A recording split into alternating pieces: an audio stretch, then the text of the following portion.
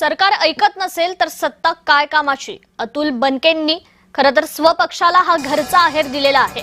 जुन्नर तालुक्यातील रेल्वेच्या मागणीवर माजी आमदार अतुल बेनके यांनी सत्तेतील आपल्याच पक्षाला कडक शब्दात सुनावलंय। सत्ता कोणाची आहे यापेक्षा जनतेची मागणी महत्त्वाची अशी भूमिका घेत रेल्वेचा प्रश्न तातडीनं मार्गी लावण्याची मागणी त्यांनी केली आहे। तर जुन्नर तालुक्यात रेल्वे लाईन झालीच पाहिजे यासाठी सर्वपक्षीय नेत्यांनी समन्वयानं आणि एकजुटीनं पाठपुरावा करावा असं अतुल बेनके यांनी स्पष्ट केलंय।